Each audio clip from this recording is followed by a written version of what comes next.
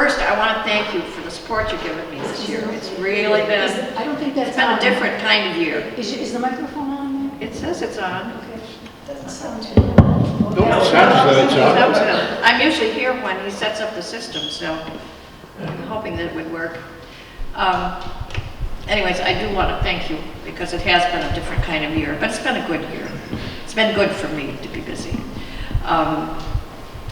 We're going to have programs next year, and I don't know, I'm going to contact a man who does a history of water mills, which I thought might be interesting. And there's a man, I can't think of his name now. He's written some books about Central New York history, and he's written a book on food that's been developed in Central New York. So I'm going to see if he will come. Do you know what half moons are? Yeah. Cookies? Sure, I want one. You know where they started? They started in Utica. And they're called black and whites and half moons, and I don't know what else they're named, but I thought that was interesting. So I'm hoping. What? You can't call them that now. Now, let's not be politically correct. Don't mess with this man, he's from England. I'm going to have, we'll do the minutes and the treasurer's report. I want to tell you that Shirley Russell has had a really struggle since last fall with health. She fell a couple of times when she broke her foot, and the next time she broke a knee and a hip. And so Donna Fox, who retired from school last June, said that she would help with the treasurer's work, which has been a big relief to me. And I'm going to let Cindy talk about the minutes. We're just going to review them, and then we're going to do a little bit about the treasurer's report also.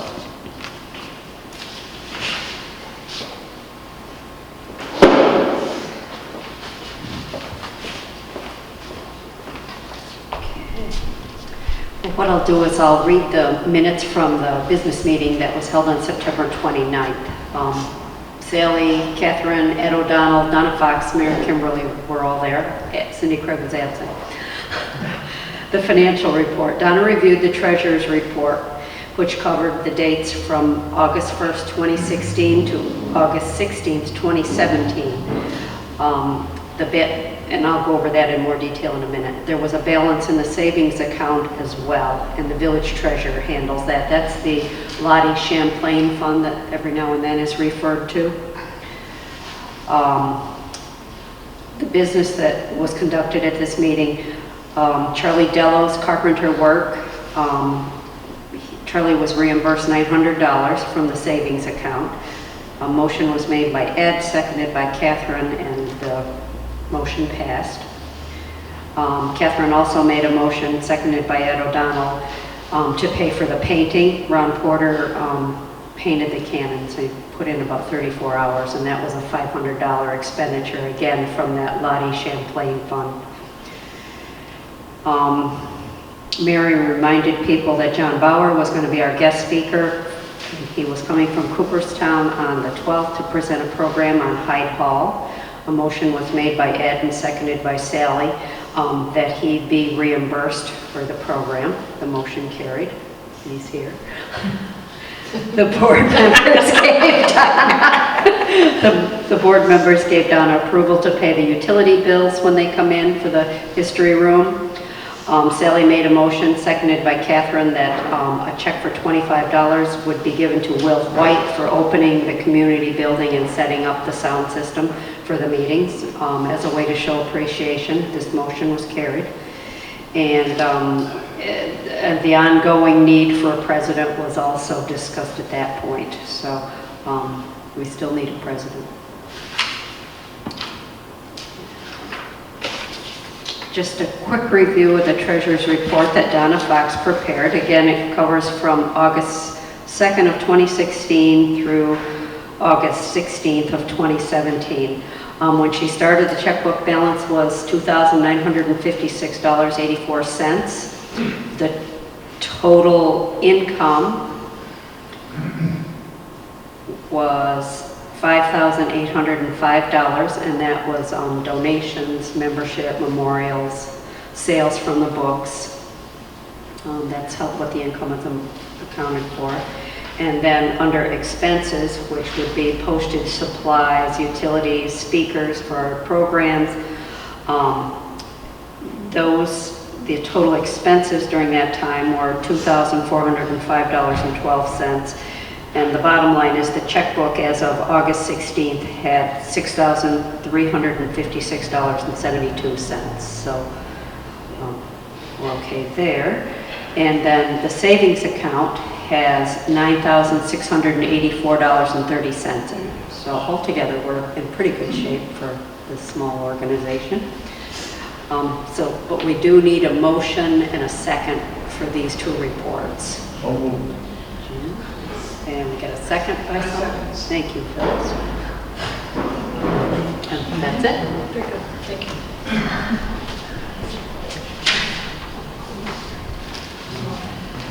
I'm going to work on a newsletter, hopefully get it out the end of December, and it will have the membership form in it for renewals.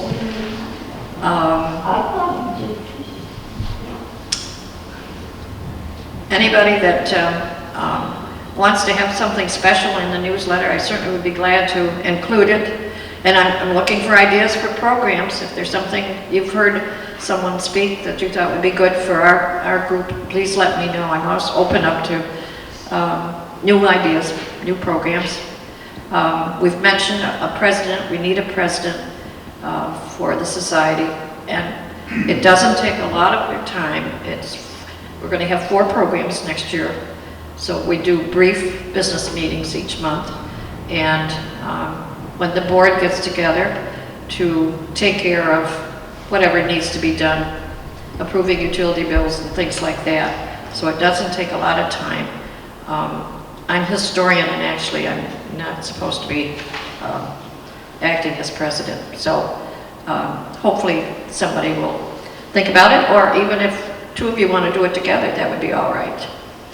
On the back table, I don't know if you noticed the miniatures. Jeff Harris from Homer has put about 130 hours into those 2 buildings, and they will be part of a collection that we will either send or take down. We have an excuse to go to Washington again, right? To the Smithsonian, the African American Museum. They're going to be in touch with me when they want items to come down. They're going to do an exhibit on Black history, or Black history. So the 2 buildings are really something, and he did them from photographs. He did come over and take a look at the Widger house, and we walked around that, but the school building, we just kind of guessed from the photographs. So I think he's done a spectacular job, and he's done it for free. I've tried to get him to take some money, but it hasn't worked yet. I put some of Marlene's books back there if anybody's interested in them. She's done really well with selling them. It's amazing who's buying them just to have for research and just to read. Is there any old business that we should bring up? Anything new that you want to talk about before we have our program? Oh, yeah, it might be nice to just bring to everybody's attention that what's been done on the cannons and how beautiful they are, what a job they've done. The cannons in the cemetery. Yeah. Oh, yes, the cannons.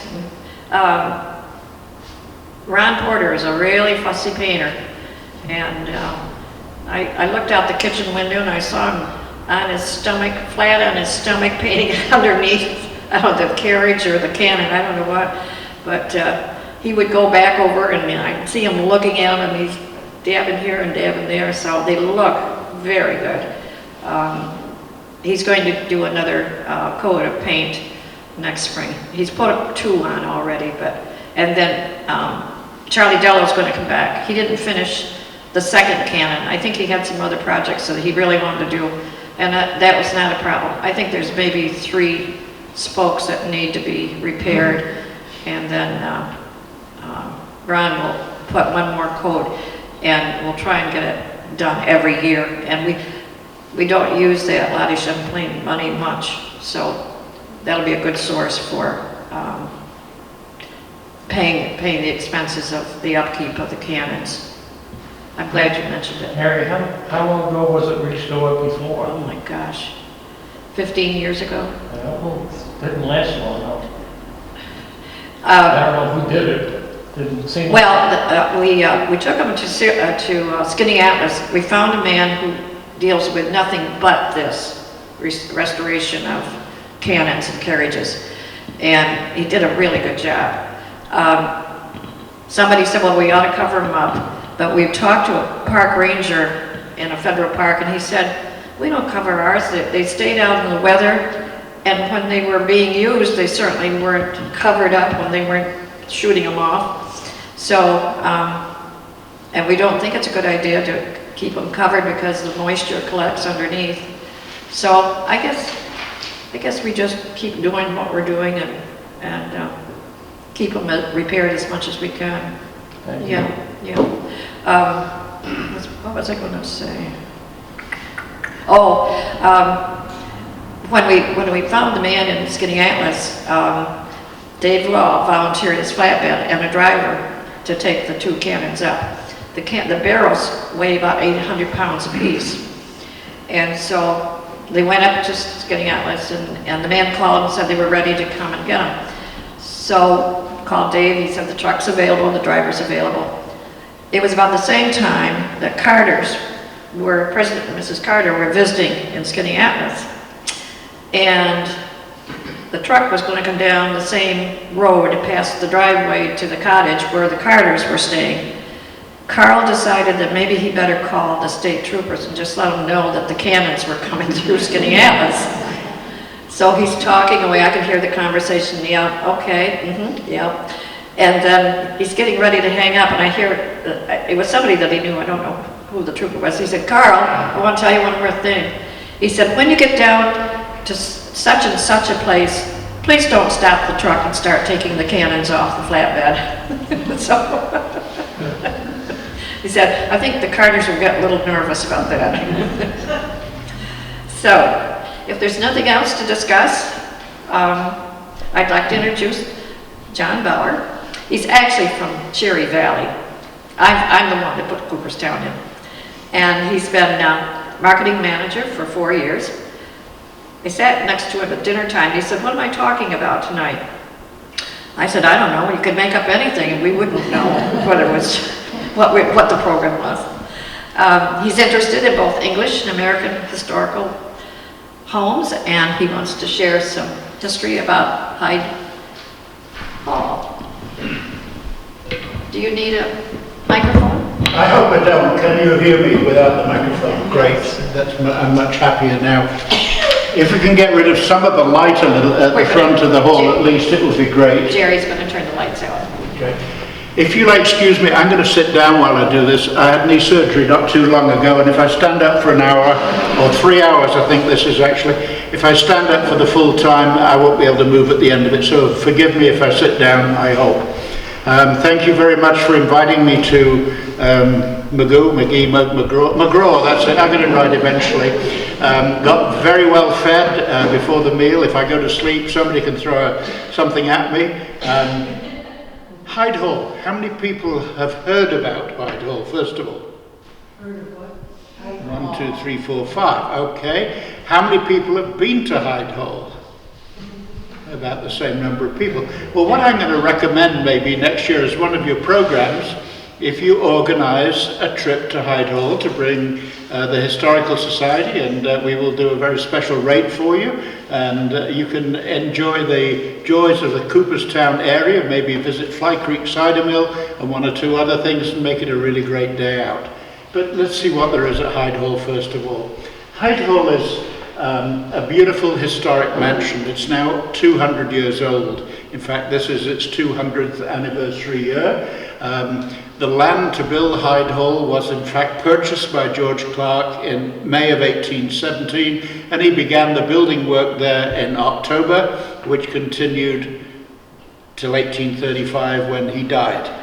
So let's look at Hyde Hall and talk about it a little bit. Talk about the family to begin with. There are 6 Georges there. Now I know that Foreman had 17 Georges. Hyde Hall has just the 6 Georges. Starting with the gentleman on the top left, who was the Lieutenant Governor, or I'm supposed to say in America, the Lieutenant Governor of the province of New York. He served for over 40 years in that office, married a lady called Anne Hyde, who was a cousin of the Queen of England. So you can imagine that to jump up the social ladder, you'd hyphenate the name and make it Hyde Clarke. This is why it's Hyde Hall today. He went back to England and died there. Left a son who was in England at the time, born in France and lived there a short time. And the second gentleman is George Clarke, who was the builder of Hyde Hall. And he came over to America when he was 21 years old and decided that he liked it and that he wanted to stay in Albany for a period of time and eventually moved to Hyde Hall.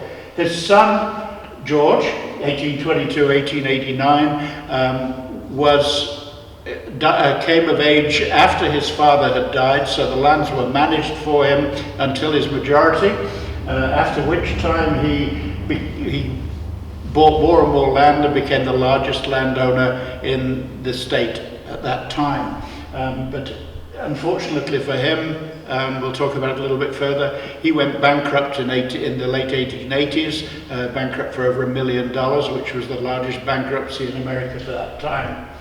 And then the other 3 Georges, George 1858, 1940, we're not really going to talk about him, but he began the restoration of Hyde Hall a little bit, followed by his son. And the last George was actually the gentleman at the bottom, and he was a navigator in the Army Air Corps and died in 1943 when his plane crashed into Shasta Mountain in South Carolina. So that's the family, basically. But the fortune was really founded by George Clarke, the Lieutenant Governor. As I said, he married Anne Hyde, who was the daughter of the Governor of Carolina, and he built a lot of land. He got involved in patents across the state, right as far west as Oriskany and as far east as Vermont. 120,000 acres of land he ended up with before he went back to New York. Most of the time he lived in Long Island, and also he had a house in Fort Plain for some reason. So his political and social connections when he left New York in 1745, he had 120,000 acres of land. So not a bad chunk of land to leave. He died in Cheshire in England, where I'm from, and he has a memorial in Chester Cathedral in England, and that is a picture of the memorial in Chester Cathedral. His wife Anne died before he left the United States, and she is buried in Trinity Churchyard, right under the shadow of whatever you call that. Is it Victory Tower now? Right under the Twin Towers that used to be. I think it's the Victory Tower now. She's buried there. Hyde Hall in England was the family home of Anne, and that on the top right-hand corner is Hyde Hall in England. It was actually an Elizabethan house, and it was modernised by George when he bought it.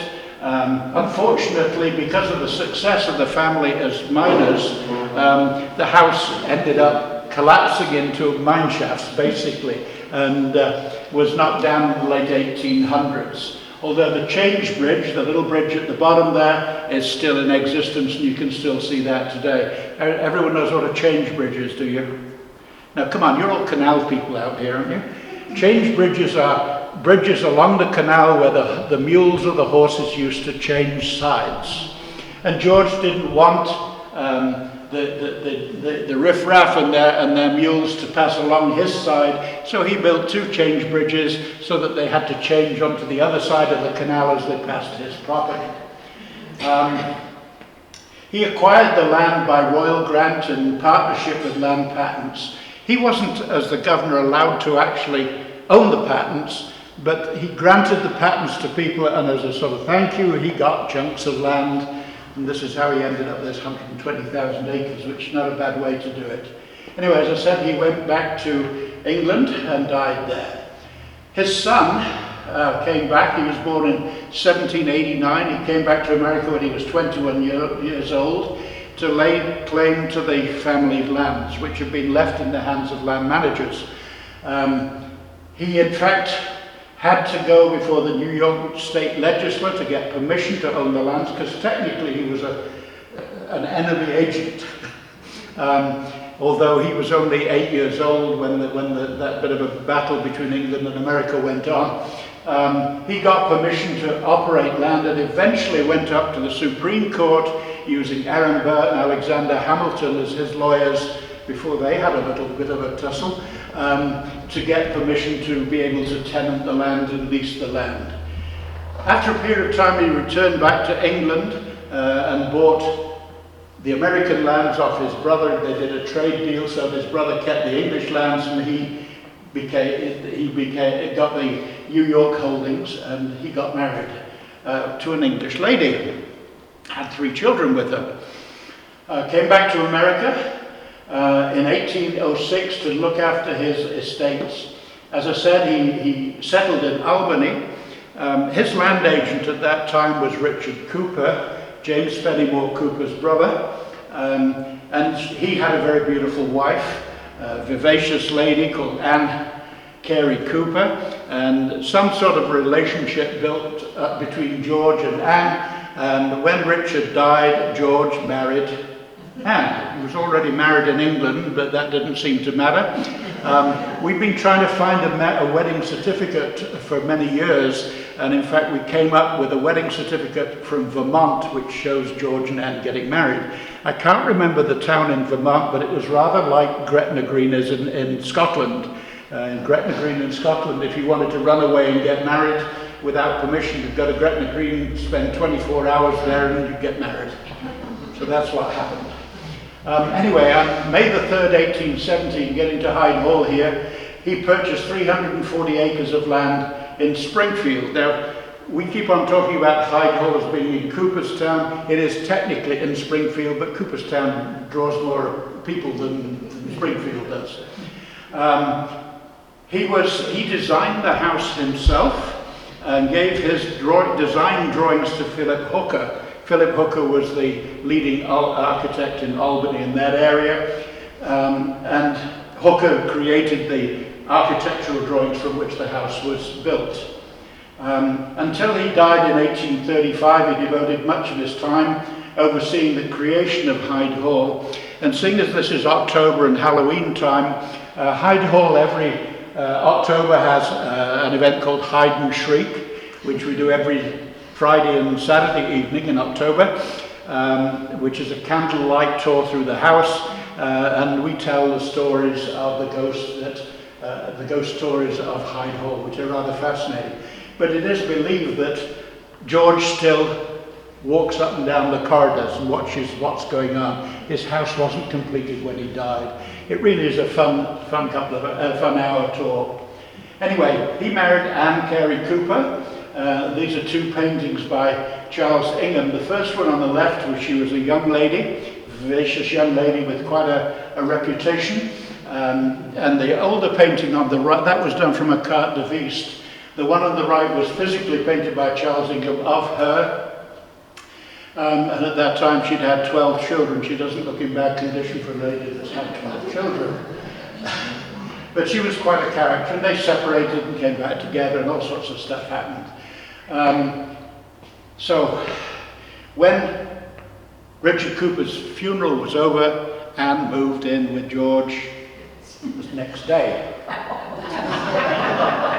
Interesting stuff, eh? George started by building a cottage at the south end of Hyde Hall. And that cottage was built from Hooker's plans, and then it developed from the small cottage, which is not really small. They developed by building the servants' quarters on one side of the house, and eventually the dining room and the drawing room, which are beautiful rooms. The drawing room and dining room are both 20 by 30 by 19 feet tall, fabulous rooms. We'll show you pictures in a little bit. But it actually says on the plans, which we can't get hold of, one of the Clarke family still has the bound book of plans, and they won't give it to us, I don't know why. But it says plans designed by George Clarke, Esquire, for his country residence at the north end of Lake, drawn by Philip Hooker.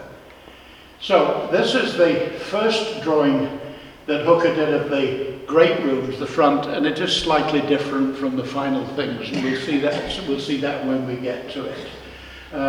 Really, if you come to Hyde Hall, the view from the south porch is utterly incredible.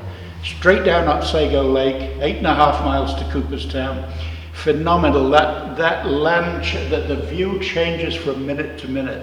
It doesn't matter whether it's summer, winter, autumn or fall. That view is always incredible and spectacular. And many people just now come and sit on the porch and just enjoy the view. Absolutely fabulous. By the way, the house was purchased, the family lived in the house till 1943 and left it empty. They moved into the Caretakers Cottage. They still owned the house until the 1960s, when the state bought the land to create Glimmerglass State Park. At that time, the state were planning to knock it down. In fact, there are dynamite holes there that you can see. And they were going to knock it down and build cabins and a sort of conference centre and all sorts of things. But Friends of Hyde Hall were formed to restore this. One of the dear Anns marched into Roosevelt's office and banged on his desk and said, "We're not going to knock Hyde Hall down, are we?" And you see it's still there. Neat house, absolutely fabulous. This is a ground floor plan. This area over here, if this silly little thing will work, is the stone cottage, the original part. They then built the servants' quarters on the back and the great rooms on the front. In the center of the house is a beautiful courtyard, which is very, very uncommon in American houses, very common in European houses. And the benefit of that courtyard is that it lets light into all the rooms around the house. And lighting was, of course, very, very important in those days. It still is, but now you can flick a switch, but it didn't happen in the 1800s. So the more light you could get into a house, the better. In the 1830s, a lot of George Clarke's lands were rented out to tenant farmers under long-term leases. When the lease was renewed, either by George or by the tenants leaving, the property improvements that the tenants had done actually were retained by George Clarke. And there was a lot of ill will between landlord and tenant, and when his son came to own the lands, of course, the rent wars began. Looking from Cooperstown itself, the bottom picture shows just about, this is a silly thing. There we go, that's where Hyde Hall is, right there, on Sleeping Lion or Mount Wellington. George Clarke went to Harrow in England. He was educated at the same time as Albert Wellesley, who became the Duke of Wellington. They were both at school together, and George named that hill or that mountain in respect of Wellington. It's funny, when I was doing tours, which I don't very often do, I said to a lady, and look, you know, this is Mount Wellington, and told the story of how it was named. And she said, "Well, I'm from Colorado. That ain't a mountain, it's just an anthill." And anyway, George's pot of gold is sitting at the end of that rainbow there, and I've been looking for it for 4 years, but haven't found it yet. Oh, what did I just do then? Come on, back you go. So this was his son, George Clarke, 1822 to 1889. He was raised to enjoy a life of luxury. He was one of these people who nothing was too good for. But unfortunately, his father died. His lands went into the hands of land agents until he was 21 years old. He lost a lot of love for Hyde Hall and loved living in New York City. He loved gambling and he loved the high life. But when he became owner, he wanted to own more and more land. And he kept on buying farms around the area and mortgaging a farm to build a farm. And You get yourself in trouble eventually doing that sort of thing. He married Anna Maria Gregory. She was a daughter of a prominent Jersey City promoter, and she also liked it in New York City better than that drafty hole in Cooperstown or in Springfield.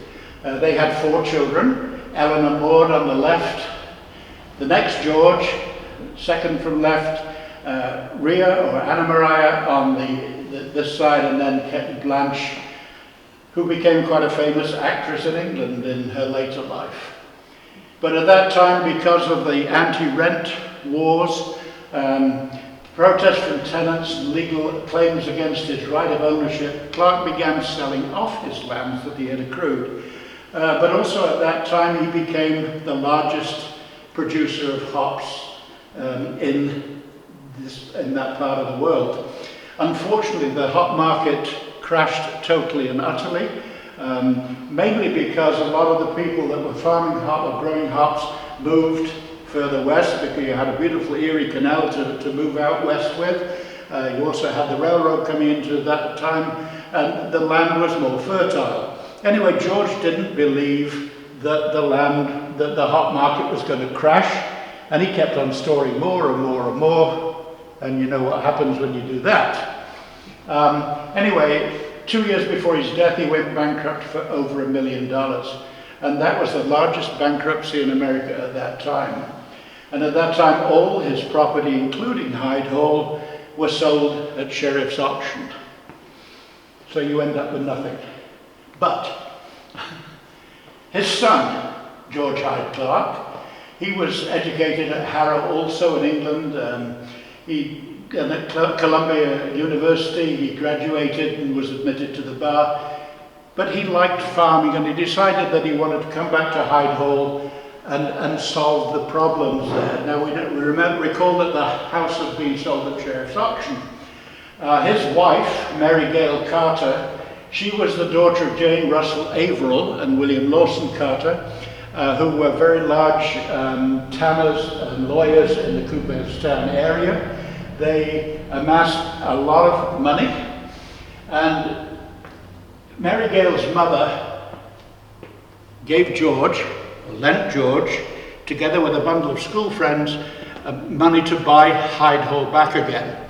There was in fact a law in place at that time whereby if you could come up with the purchase price or the sale price at a sheriff's auction, you could actually regain possession of the property, and that is what they did. They didn't get all the land back, they got some of the land back. Incidentally, Mary Gale used to live at Holt Averill, and Holt Averill is where you find the Otesaga Hotel today. So she had they had 4 children. From the left, Alfred and Anne and Averill, and the next George came along then. So Hyde Hall remained in the Clarke family until 1963, when it was acquired by the State Park, as I told you, for the development of Glimmerglass State Park. And Glimmerglass State Park is now recognized as one of the premier state parks in the country for camping.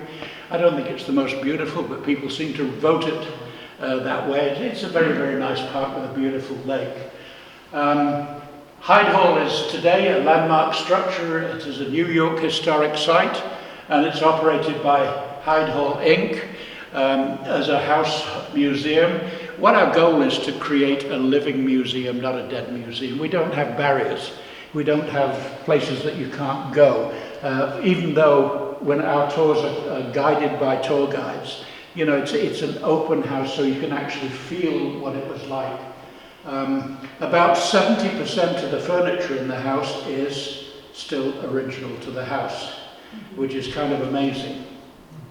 Hyde Hall had many, many technical innovations, such as the first water closet west of the Hudson River. It was imported from James Brahma in England, and we have the works of it. We don't have the porcelain bowl, and we're searching the world for one at the moment so that we can restore it to its original working condition.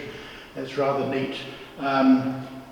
We also have one of the earliest underfloor heating systems in America. I know the Romans did it 2,000 years before, but this was America.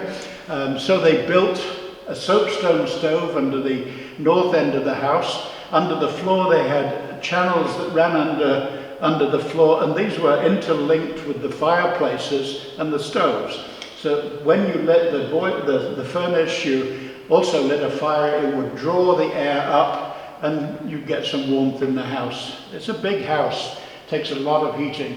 There are 7 full fireplaces, and where did it go over there? How do we get out of that? Excuse me 1 second.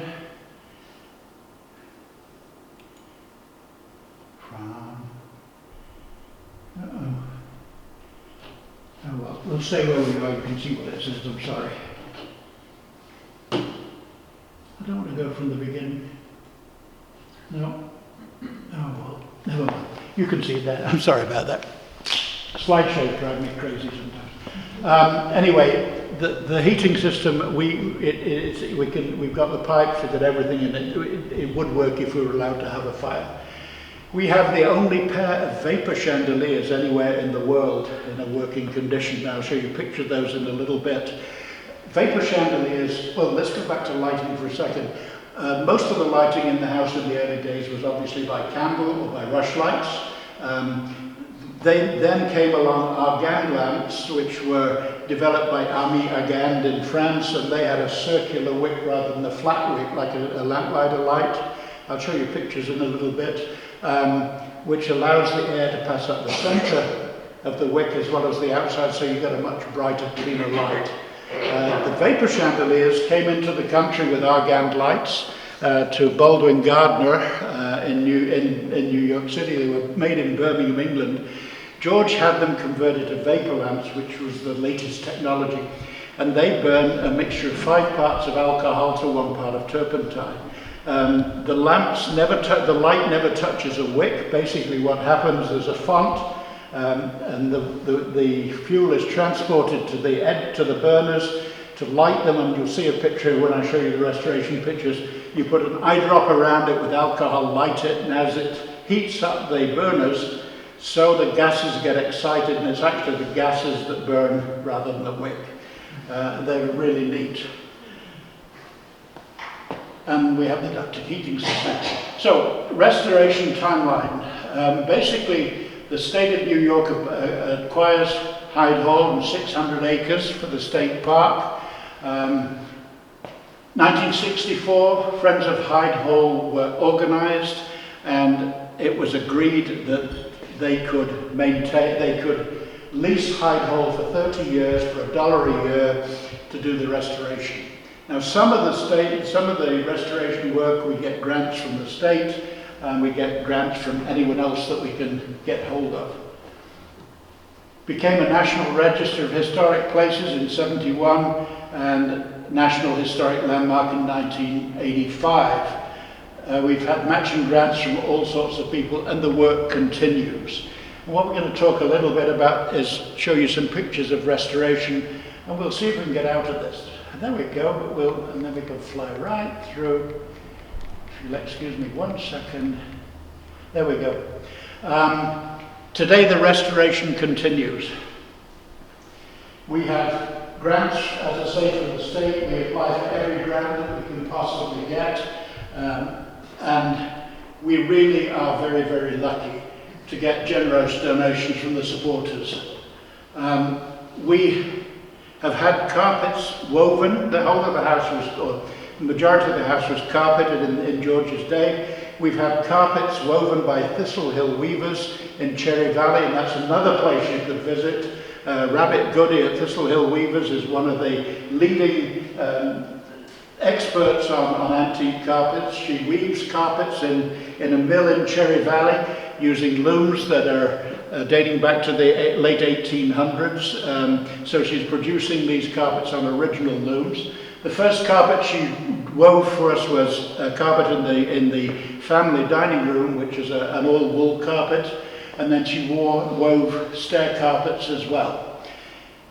We had a wonderful dinner at Hyde Hall for a gentleman from Unadilla, Mr. Gibson, who celebrated his birthday at Hyde Hall and was given a fabulous party. They paid a lot of money to do that, I think. It ended up costing him a lot of money because at the end of that meal, and during the meal, they were talking about carpets. And he said, how much would it cost to produce a carpet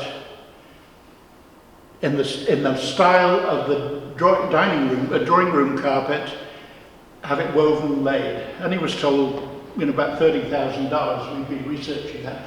Before he left that night, we had a check for $30,000. That carpet, we don't have the original pattern of it, but a carpet was designed by David Hunt from Vermont, another antique carpet expert. It was woven in Pendle, Pennsylvania by Langhorne Carpet Company. They're one of only 3 Brussels carpet mills left in the United States of America. The difference between a Wilton and a Brussels carpet, a Wilton carpet has a cut pile, a Brussels carpet is looped. Now that carpet is woven of 100% wool.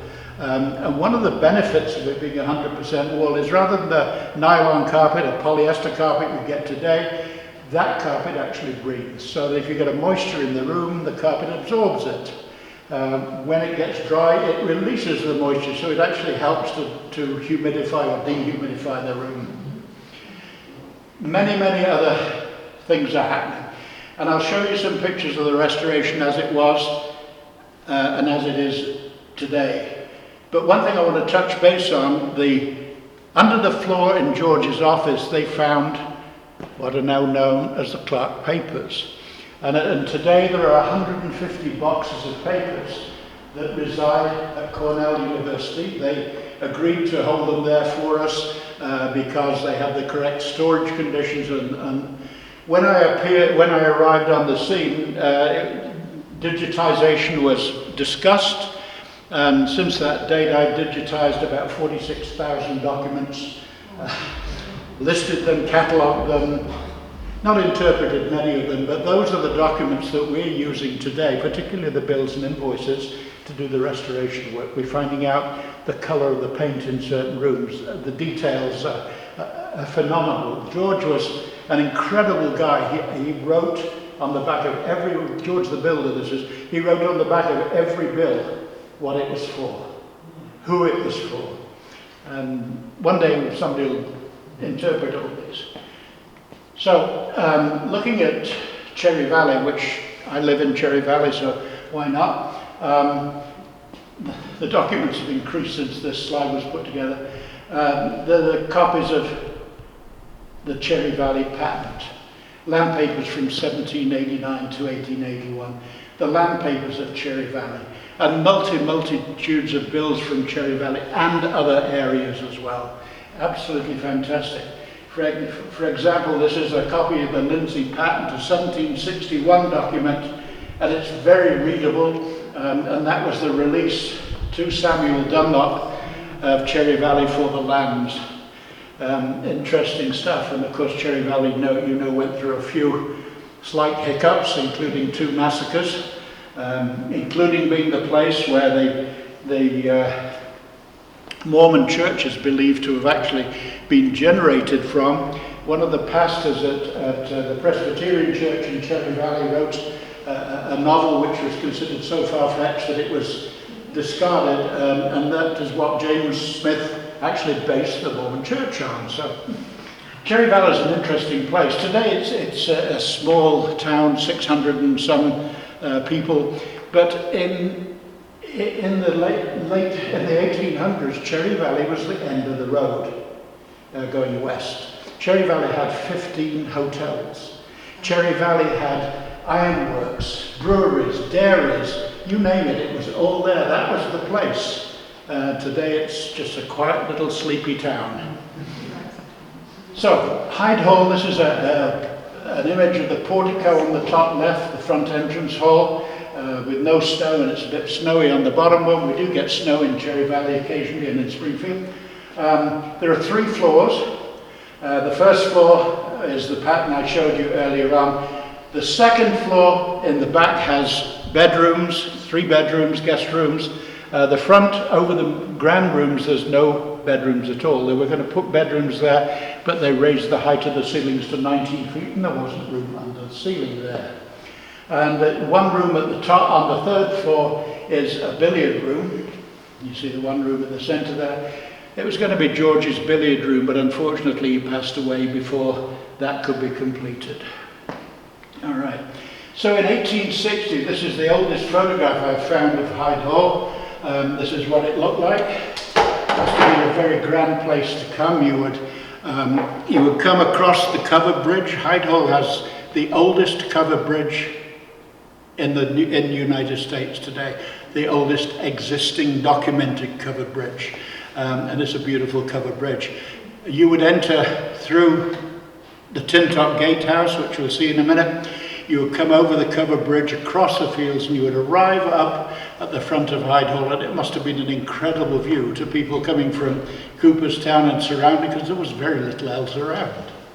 So that's 1860. 1964 has deteriorated quite dramatically, although the state at that time had agreed and replaced the roofs which had been leaking quite badly, causing damage. In 2014, a lot of work has been done and increased with a new coat of paint in 2015 on the windows. The paint on the windows is actually determined by paint specifications in George's bills. So we're back to the original colour there. 2016, little view from the south and a view from out inside the porch, and Cooperstown is 8 miles straight down there. That is a very, very beautiful lake. From the south porch, it's 8.5 miles down to Cooperstown. The lake is 1.5 miles wide, about 150 feet deep. I did have a sweet lady that asked me on one of the tours whether George had his slaves dig that lake for him. I was able to answer her happily that Hyde Hall never had slaves on site. The ice age or the ice melt dug that lake for them.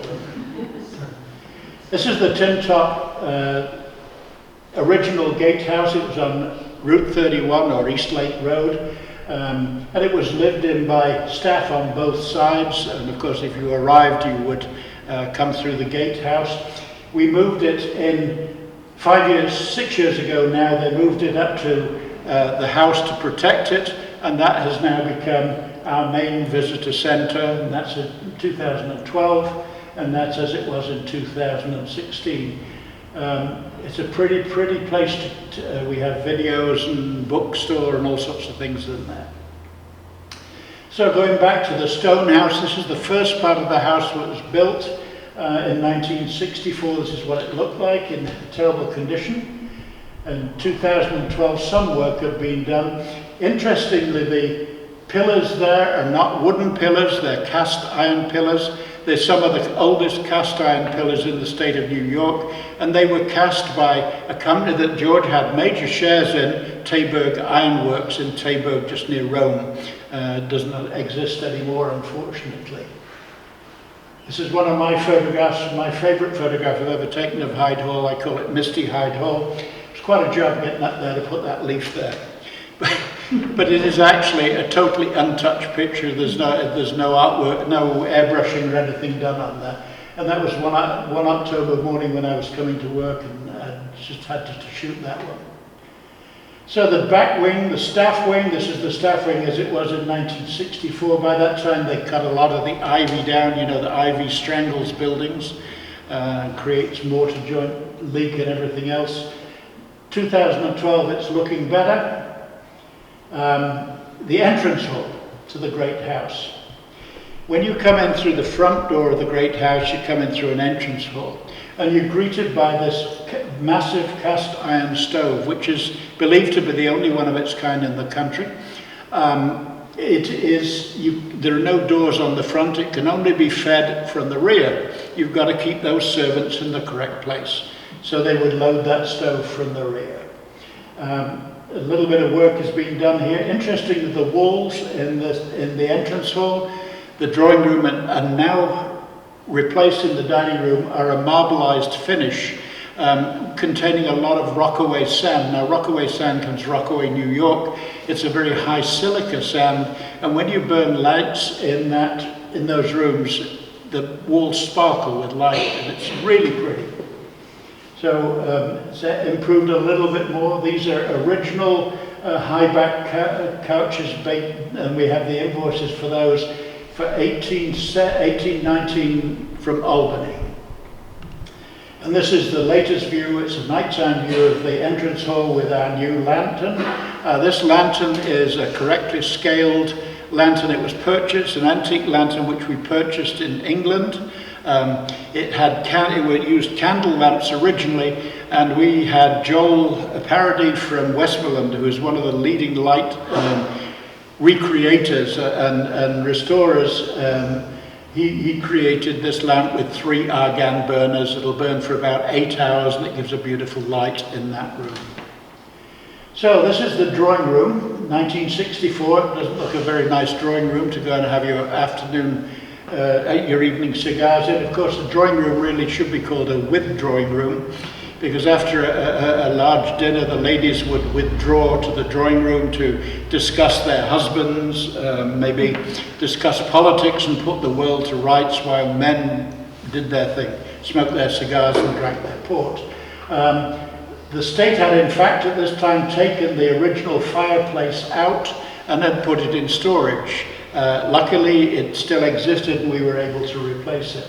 A gentleman called Francis Milks, who was a plaster restorer, did a great deal of work on reinforcing the ceilings. One thing they found was about 2 foot of bat guano on top of the ceilings, which wasn't helping at all. A lot of that was cleared out and the ceilings were restored. This is the room as it was in 2012. You see the fireplace back there, and that fireplace is made of Carrara marble from Italy. And it's actually the original marble fireplace. And this is as it was in 2012, with the original Platt mirrors. The large mirror on the end is a Platt mirror bought in New York City by George the Builder, and we have 2 of those in that room today. And this is the carpet in the drawing room, designed by David Hunt from Vermont, woven, as I said, in Pendle, and it's a really beautiful carpet. The thing you can't see here really is that the designs in the carpet actually reflect the plaster work in the room. So people used to walk in and look up at the ceilings. Now they look up, they look down and see the reflection of the two. It has made a great difference to that room. And there it is from another angle. The vestibule or family dining room in 1994 was a disaster, but that has been restored quite nicely. And this is the carpet on the floor here is Rabbit Goody's first carpet that she wove for Hyde Hall. And it's actually a double texture woolen carpet. You could actually reverse it if you wanted to. Very, very beautiful. And again, we found an argand light fixture, which is a dual, which is a dual argand fixture. And this was the family dining room. The great rooms were used for entertaining, and the family basically used a smaller space. George the Builder's office was a disaster. This is where the papers were found, and below that hatch that's open, which was George's strong room below there. And this is as it was in 2012. The colour we believed at that time was the original colour, but by state archivists they've actually determined by going through paint analysis that it was a different colour from that, and that is being restored to its original colour at the moment. What we're trying to do is restore most of the house to an 1835 situation. Outer library, again early on. The bookshelves here are built of mahogany. They were built by a craftsman called Lacey from Cooperstown. The mahogany was purchased from Albany. I don't know where it grew. I don't think they grow much mahogany in Albany. But they are the original bookcases that were preserved in the house. And this is what it looked like in 2012. We have a Sonumbra lamp on the table. I'll tell you a little more about Sonumbra lamps in a minute. The inner library was also in terrible condition. The work has been done. The fireplace has been restored. It's the original fireplace. It's actually from King of Prussia marble from King of Prussia, Pennsylvania. And that has been restored to its original beauty, and that is the fireplace as it is today. two electrified argan lamps. They're the only electrified lamps we have in the house, but they serve their purpose in that room. The chapel originally, on the original plans, is shown as a cheese and dairy room. But when George and Anne got together, it was converted to her bedroom. In the early 1900s, they decided that they wanted to start a boys' school there. They did that in association with the Episcopal Church, and one thing that they had to do was have a consecrated chapel for the use of the students. And this is the chapel. This is going through restoration, and that's what it looks like today. One of the rules about this chapel is that we have to celebrate Eucharist in that chapel at least once a year to maintain its consecration. I've done that for the past 4 years. I'm an ordained priest as well as other things. Courtyard, I mentioned the courtyard in the centre. This is as it was in the early days. 1964 we started to improve it, and that's as the courtyard stays today, other than the fact that the windows have been painted the correct colour. The billiard room is a room on the 3rd floor. Again, early on it was a disaster. We still have not solved the water ingress problems in this room, and we're working on it. We've done all sorts of things, but somehow water gets where it wants to. This is what it looked like in 2012, and you can see how the water damage is in the corners there. And then the nursery, 1972.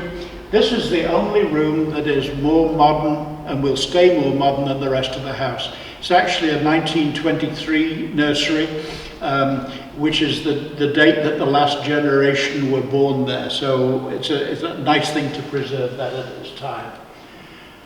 This is the main dining room, as I said, 24 by 36 by 19 feet tall. This room, as you see, was in terrible situation. Again, the ceilings had to be restored and rehung. 2012, this is what the dining room looked like. And this was actually the night of that grand dinner party that I mentioned, where it generated the $30,000. And incidentally, since that date, he's been so happy with the drawing room carpet that this gentleman has come up with the money to weave a dining room carpet. That has actually been woven and is in Vermont at the moment, being pieced ready for installation. On the 24th, I think the installation starts. And that is to the original room carpet design. There were two buffets, tuffets, poofs, whatever you like to call them, which had the original carpet on, and they were able to recreate from those the design for the dining room carpet. It's a red colour, basically. So what had happened in the 1880s, the main dining room was painted red. They thought it would be good. We have just had it restored to the original colour. Laurie Wilson from Decorative Solutions in New York State spent nearly 3 months analysing the technique to create a remarbleizing of the walls. And she has done an absolute beautiful job. That's what it looks like. Talking about ghosts for a minute, which we weren't. The lady on the right is Jane Storrs Cooper Worthington. Now, Jane was nursed her mother through tuberculosis, and she contracted tuberculosis. She was engaged to a gentleman who, knowing that she was dying, married her anyway. He loved her so much that he married her anyway. They lived in a house in Cooperstown called Greencrest, which unfortunately the new owners have changed the green, but it's still called Greencrest. And that painting, which is a massive painting, weighs 600 pounds, was sitting halfway up the stairs there. When the second Mrs. Worthington came on the scene, she had that painting taken out of the house and put in storage, and things started to happen. Pots started to fly around, chairs flew across the rooms, and all sorts of things. And she had the painting brought back, and it was all peaceful. Now, Jane, they decided to sell Greencrest, I think it was 2 years ago, I think. And they thought that it would be better to get that painting out of the house because they didn't think it fitted the modern idea. So I went down to Greencrest with a crew and prayed over the painting, did a blessing of the rooms and all the rest of the stuff. And she is now at Hyde Hall, and she's very, very peaceful. But it's interesting that if you walk into the dining room and look at Jane, her eyes follow you. It's absolutely amazing. These are the chandeliers, but I'll show you more pictures of the chandeliers as we get to them. And this is the dining room after being restored. By the end of this month, this will have, of course, the carpet in here. There's another picture from a different angle. Dining room table set for, what did we set that for? Oh, our gala. That was set just as a decorative table for the gala. Okay, the grand staircase. Now the grand staircase curls up first and second floor. It's a mahogany staircase. Another use of iron in this staircase is that every sixth upright is made of iron, again cast at Taberg, for additional strength, and it's painted to look like the mahogany. Tim Walker is seen here restoring and cleaning those stairs in preparation for the carpet to be put down.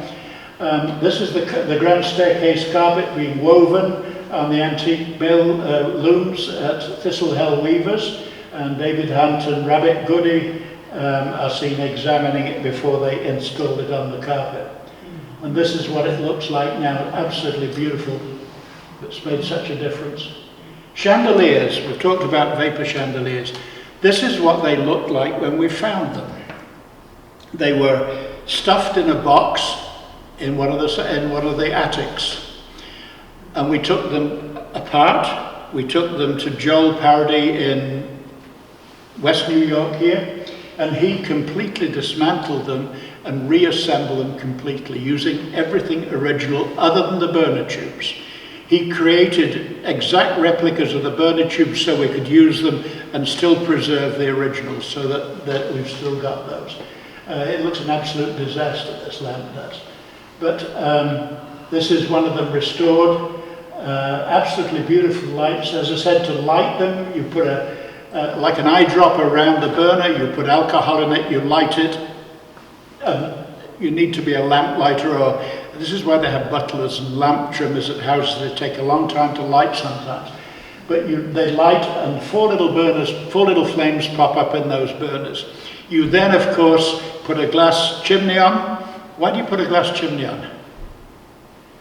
You put a glass chimney on for two reasons. You put a glass chimney on to prevent drafts blowing them out, but even more important, it creates an updraft. So you get a nice bright flame. And then, of course, because of the brightness of those lights, they were terrified at that time that they were going to go blind with these lights. They put shades on, and they were a shade like these, which are translucent. They're built in that shape for two reasons. One, that they radiate the light radially around them, but they also shoot the light up. Because these lamps burn with no smoke, you could have a white ceiling, so you would get the reflection down into the room. Each of those globes gives you 25 watts of light, which at that time was a lot of light. So you've got 100 watts at either end of the table, which actually is quite nice. The lamp at the top is an argand lamp. This is the lamp with the first lamp that was created with a circular wick. One of the problems with the argand lamps was that because of the flow system, you had to have a raised reservoir so that the gravity feed of the fuel could go down to the lamp. So what you ended up was a shadow behind the lamps. So the next development was to create what they called a sunumbra lamp. And that's a sunumbra lamp at the bottom. And what they did, they created a dish-shaped fuel tank so that you've got the same effect as the argand lamps without the shadow. And this is a lamp in the dining room. Of course, lots of candles in the house. When you went to bed at night, you wouldn't be able to flick the switch and go up the stairs. You'd take your chamber stick and off you'd go up the stairs, hoping it didn't blow out and leave you in the lurch halfway up the stairs. That basically is the history of Hyde Hall and a bit of restoration. We do lots and lots of events there.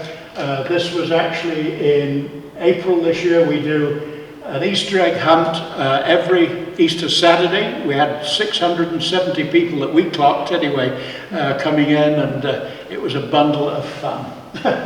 With the Easter bunny there, of course, and looking down the lake. Every Mother's Day, on the Saturday before Mother's Day, we do a Celebrate Mum garden party. This was this year, my wife's sitting up there on the left-hand side. It's a free of charge event, and it's just open to the public to come and see Hyde Hall. We do mansion tours. We're still open for mansion tours until the end of October. We do mansion tours every day from 10 in the morning till 4 in the afternoon on the hour. And we have all sorts of things. This year we had a Civil War weekend, music festivals, an old Mozart festival. We work closely with Glimmerglass Opera, and some of their stars and performers come and perform at Hyde Hall. And at the moment, of course, we have the haunting of Hyde Hall. Over 150 years, there have been many, many ghostly tales. Ghostly tales told verbally and also in writing. James Fenimore Cooper's great-grandson in Tales of a Northern Country wrote about a night he was staying in the yellow bedroom upstairs. He took his candle, he went to bed, and in the middle of the night he heard footsteps coming down the corridor. The door opened, the sheets were pulled off his bed. He leapt out of bed, managed to fumble and light his candle, and he saw a figure disappearing down the stairs. But there's lots of other things. We had the dubious or doubtful pleasure of Ghost Hunters coming in 2013, and they filmed their Halloween special at Hyde Hall, and I don't know, you can still find it on YouTube, but it's a little difficult to watch for me. Anyway, candlelight ghost tours, as I said, every weekend in October this year, $20 for a 1-hour candlelight tour. We've just had 50 Morgan sports cars at Hyde Hall last weekend, and it was absolutely fantastic. It was great fun. And that is my picture of Hyde Hall, and that is what I had to tell you.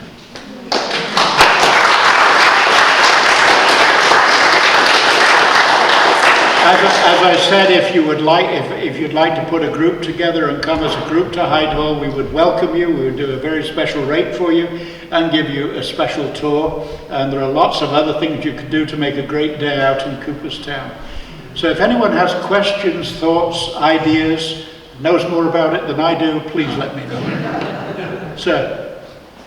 As you didn't mention it, I assume that the Clarke family that you associate with Hyde Hall is not the Clarke family. Thank you, sir. I very much appreciate that question. No, they're not at all associated. The Clarke family of Cooperstown are C-L-A-R-K-E. Okay, our family is Cooperstown C-L-A-R-K. We're Clarke with an E. The Clarks of Hyde Hall are landed gentry. The Clarks of Cooperstown were basically entrepreneurs, lawyers, and they made their fortune from their partnership with Ivan Singer, the Singer sewing machine fame. The Clarks of Cooperstown own a great deal of Cooperstown. They own most of the east side of the lake. They own the Baseball Hall of Fame. They own the Fenimore Art Museum. They own the Farmers Museum, the Oda Saga, and so they have a very great influence in that area. Thank you. It's my pleasure. All right, well, if anyone has questions and they don't want to shout them out, I'll be very pleased to answer them for you. Thank you very much for letting me come and talk to you tonight. I've enjoyed it. I enjoyed my dinner. Thank you, young lady. It was very beautiful. And I'll see if I can find my way from where I'm at McGraw to Cooperstown, which I'm sure I'll be able to do that. In fact, I've got a wonderful guide that brought me over from Cooperstown. Thank you, Diane. Thank you so much.